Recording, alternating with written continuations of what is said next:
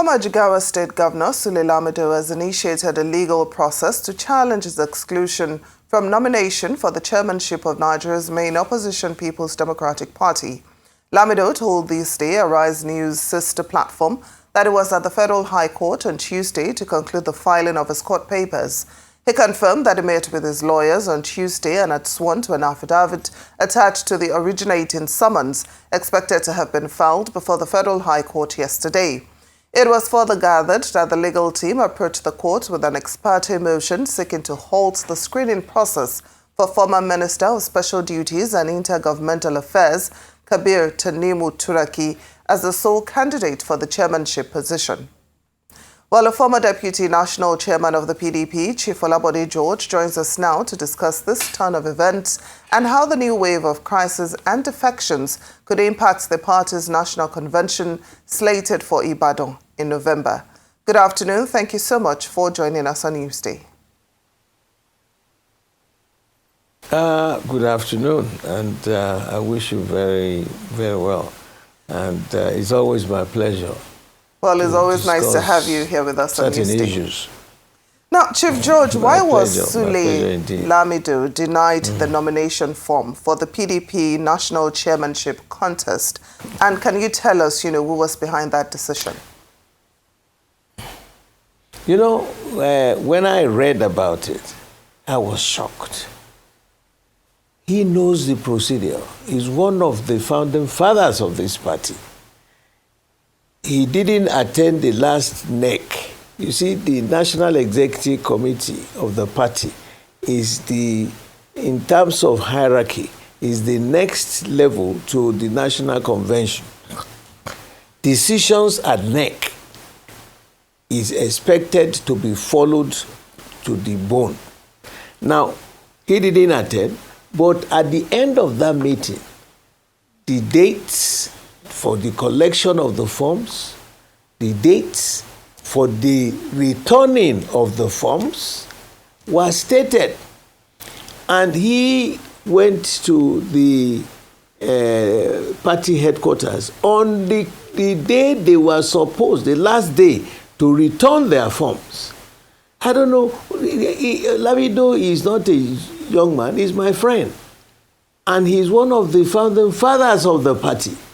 I don't know this shenanigan going wrong all over the place. Why should he go to court to be asking for ex parte motion? The last time we saw him, he attended the meeting of ADC. I mean, what is going on? Some of us, I feel really so angry. Why? And I want to plead with the national chairman. If he shows up there, give him the forms. Give him the forms, let him go and contest.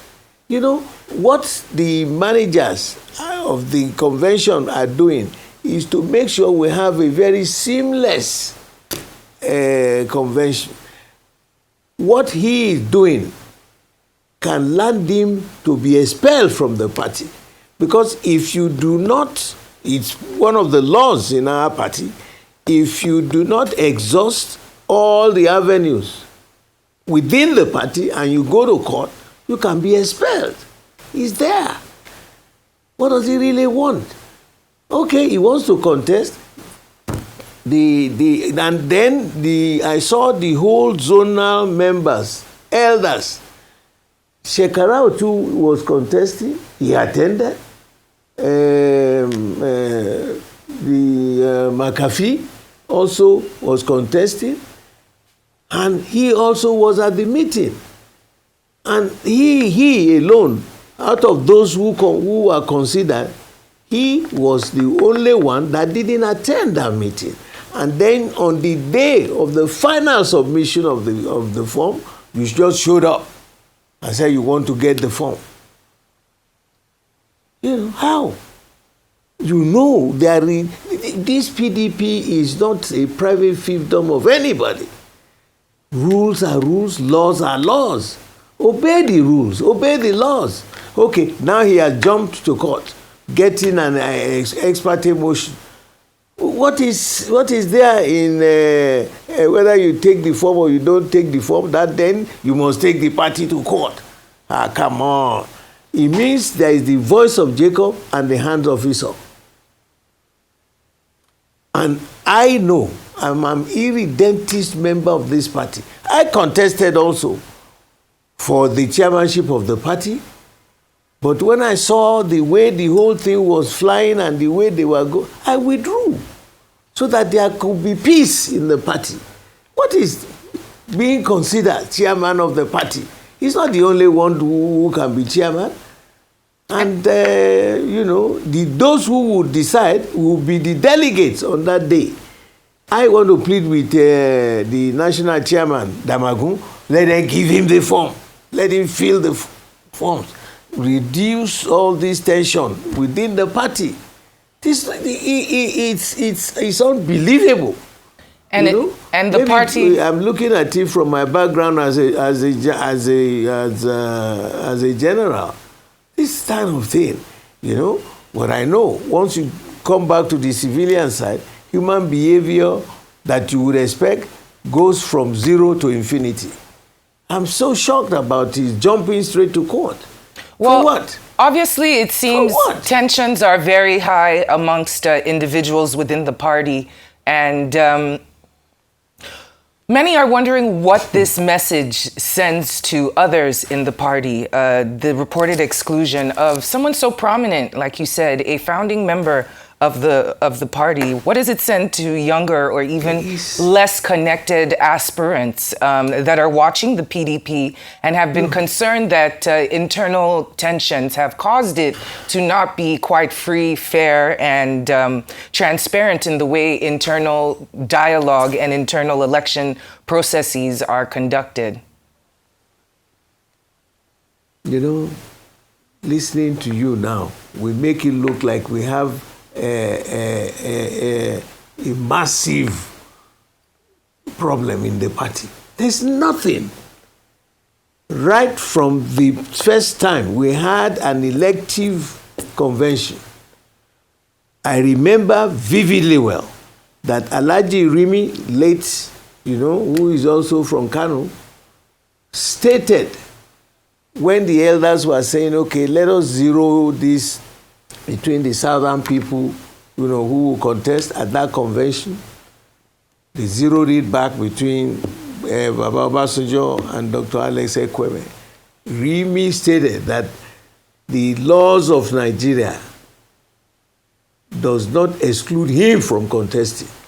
And you know what the managers of the party did at that time? They allowed him to pay for the form. He went into competition. And the final decision came on the floor of the convention. So it's not new. If he wants to contest, the only mistake he had made is that he didn't get the form on time. He didn't follow the rules of the party. He just suddenly showed up like a distressed submarine and said, oh, I want the form. I want the form. Nobody has given me the form. I expected him to see the chairman of the party. And they would have given him the form because of his age and being a foundation member of the party. But for you, you saw the secretary, you saw Bature, and then the only thing you could do is, I am going to go to court. The date, that day he visited the party was the last day to submit the forms. And even if he collected the form that day, there is no chance he can finish because people will sponsor you. So many people, about 50 people should sign your documents. You will go and get some legal whatever. And so many things you still had to do.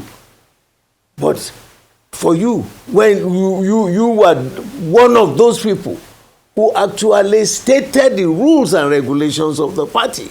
And he knew, okay, when he contested the last general election, you know what happened? His daughter collected the ticket of the party to go to the House of Reps. He himself, Lamido, collected the ticket to be the Senate candidate for the PDP from Jigawa, and his son became the governorship candidate on the platform of the party. Oh, at that time, all was good. We saw the result.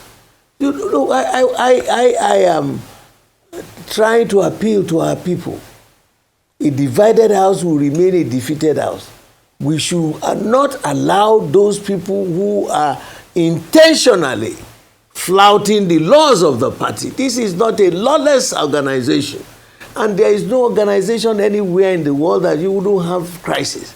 But the ability of the people, the managers, to discuss, to debate, follow the rules, is a measure of the competence of the party.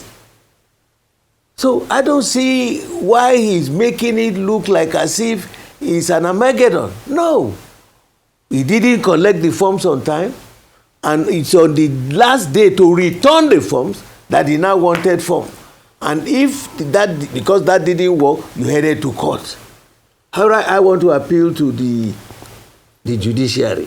I beg them, please make sure you don't join the gang of political divisive personnel. Never. Otherwise, the Supreme Court ruled that all decisions about this kind of thing should be sent back to the party. They don't want to be part of this because they are not politicians, and they must be seen to be fair, they must be seen to be just, they must be seen to be equitable.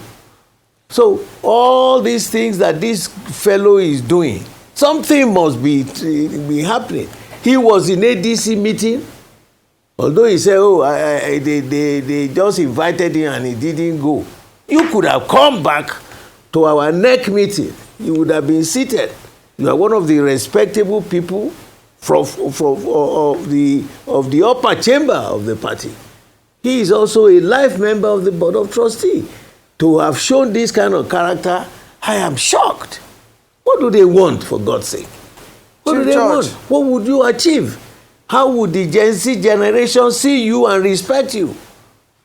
No. Exactly, Chief George. I would like us to talk a bit about the Gen Z generation. Yeah. Is this possible that what we are seeing is a sign of a power struggle within the PDP, perhaps between the older founding members and newer political blocs? Is it possible that there's a power struggle going on? You know, this is why some of us, I am an irredentist member of this party. And I tell you why.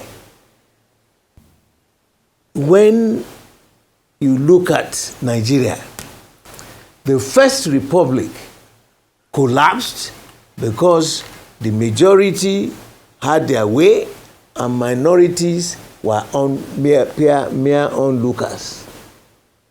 I don't want to go into details. The next civilian administration by Papa Shagari went the same way. Majority had their way, minorities were onlookers. So, because you come from the minority tribe, doesn't make it illegitimate or you don't have a right to become president of this country.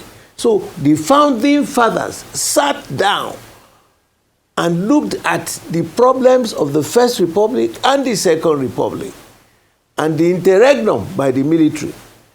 And they then divided Nigeria into 6 geopolitical zones.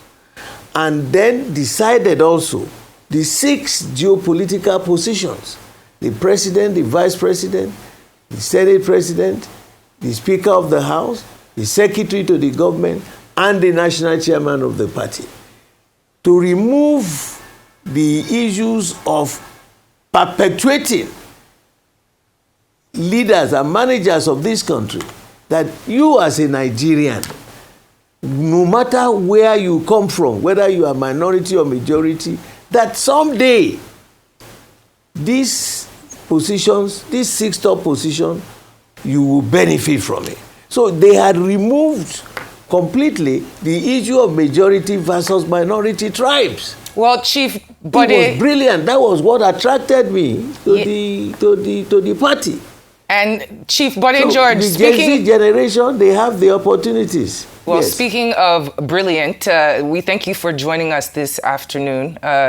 all eyes are on the convention in November in Ibadan. We wish you all the best of luck with your party. And once again, thank you so much for joining us here on Newsday.